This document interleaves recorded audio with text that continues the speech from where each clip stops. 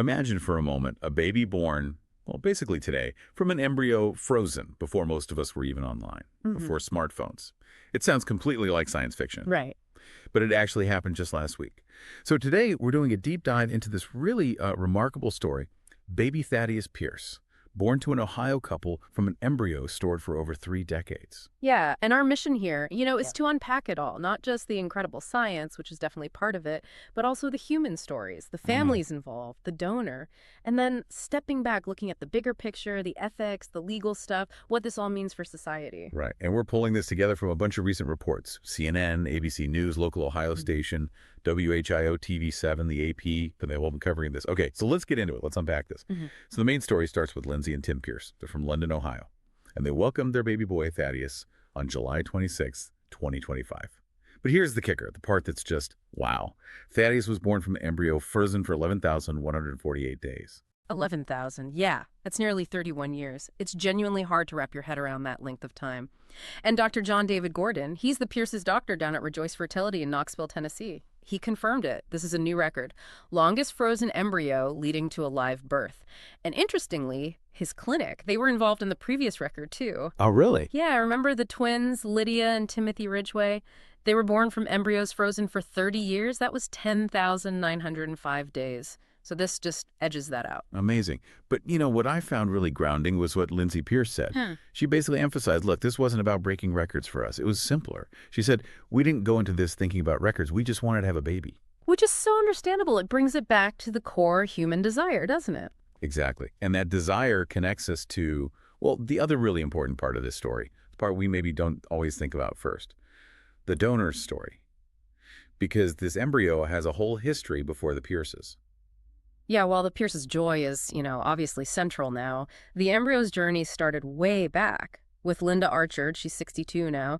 She's the woman who originally created and donated the embryo that became Thaddeus. And Linda's story really highlights just how complex this can all be, emotionally, logistically. Yeah. She went through IVF back in 1994, created 4 embryos then. She had her daughter, but then things changed. A divorce, plans for more children disrupted, and so these remaining embryos were just in storage Right. for years, decades, actually. Yeah. She talked about feeling racked with guilt over what to do, and the storage fees kept adding up. That's a tough spot. So what did she end up doing? Well, she found this group called Snowflakes. It's part of Nightlight Christian Adoptions. Okay, snowflakes. What's different about them? Their focus is on open embryo adoption, so it's not anonymous. Donors like Linda can actually have a say in the family, get updates, potentially even meet the child later on. It's more like traditional open adoption. Ah, I see. So it offers a different kind of connection. Exactly. And that seems really important to Linda. She said, I felt all along that these 3 little hopes, these little embryos, deserved to live just like my daughter did. And she explicitly wanted to be a part of this baby's life and to know the adopting parents. Wow. So how did they actually make that happen? Oh, cool. Going from a decision in principle to, a pregnancy? Yeah, the logistics sound pretty intense. They had to track down her original fertility doctor in Oregon, then dig through old paper records. Imagine that. Paper records from 1994. Oh, man. Right. Get all the documentation, then figure out how to safely ship these decades-old embryos across the country to this clinic in Tennessee, Rejoice Fertility. And that clinic, Rejoice, they apparently specialize in handling these older legacy embryos. They have a specific policy not to discard them. So it sounds like a lot had to go right. Did all the embryos make it? No, not quite. Linda donated 3 embryos in total. 1 didn't survive the thawing process, which, can happen. The other 2 were transferred to Lindsey Pierce, but only 1 of those successfully implanted. Thaddeus. So, yeah, an incredible outcome after a really long and complex journey. And it really does spotlight this whole area of embryo adoption. Yeah, let's zoom out a bit because Thaddeus' story, amazing as it is part of this bigger picture of embryo adoption. It's been around since the 90s, you said, but maybe getting more traction now. It seems that way. I mean, context is important here. In the U.S., only about 2% of births come from IVF overall, and an even tinier fraction of those involve donated embryos. Right. So IVF itself, just quickly, involves stimulating ovulation, retrieving eggs, fertilizing them with sperm in the lab, sometimes using specific techniques like ICSI to help fertilization, and then transferring the resulting embryos or freezing them, cryopreserving them. And the fact this one survived 31 years, that says something about the freezing process back then, or maybe the embryo itself. Probably both. It suggests either a really high-quality embryo to begin with, or maybe they were using some pretty advanced freezing techniques even back in '94.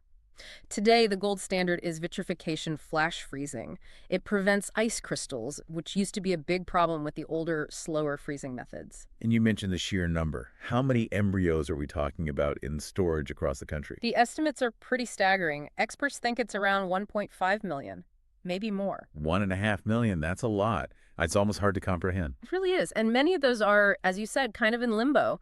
Parents face really difficult decisions about what to do with embryos they don't plan to use themselves. And for embryos stored that long, is there a risk? Does the age matter medically? Well, according to Dr. Alok Patel, he's a pediatrician, the age of the frozen embryo itself isn't necessarily the issue, provided the process was done correctly.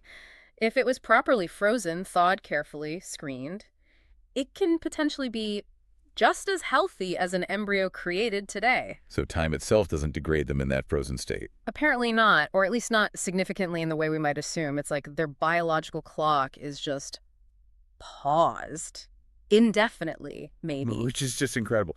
But it also brings up some deeper questions, doesn't it? Beyond the science. Absolutely. And Dr. Gordon, the Pierce's doctor, he actually framed it in an interesting way. He said, these stories capture the imagination, sure, but they're also potentially a cautionary tale. Cautionary tale. Yeah, he asked, why are these embryos sitting in storage? Why do we have this problem? That's a really interesting question. What's the problem he's pointing to? Is it just the number or something deeper? I think it's likely both. It points to this consequence of reproductive technology creating surplus embryos that then exist in this kind of uncertain space, ethically, legally. And there are very different ideas about how to handle that. You have some clinics, and particularly groups like Nightlight Christian Adoptions, who strongly oppose discarding embryos. Right, because of their beliefs about life beginning when? Their view generally aligns with life begins at or around conception. So from that perspective, these embryos are seen as potential children needing homes, not just biological material. And that view has legal implications too, right? Like that Alabama case. Exactly. That really threw things into sharp focus. The 2024 Alabama Supreme Court ruling stated that frozen embryos legally have the status of children. Now, they've put a temporary legislative fix in place to shield clinics from liability, but it definitely caused chaos and uncertainty. Clinics paused treatments.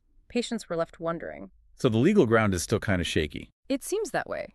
Significant questions linger, as one source put it. It forces everyone involved, clinics, doctors, patients, to grapple with consent forms, storage agreements, disposal policies, all under this evolving legal and ethical shadow. And just to be clear, we're reporting on these different viewpoints from the sources, not taking a side ourselves. It's a really complex area. Absolutely. Okay, so just to sort of recap where we've been, we followed this one tiny embryo's journey from 1994 through nearly 31 years of being frozen to this incredible record-breaking birth in 2025. We've heard the personal stories, the joy of the Pierces, the complex emotions of the donor, Linda Archard.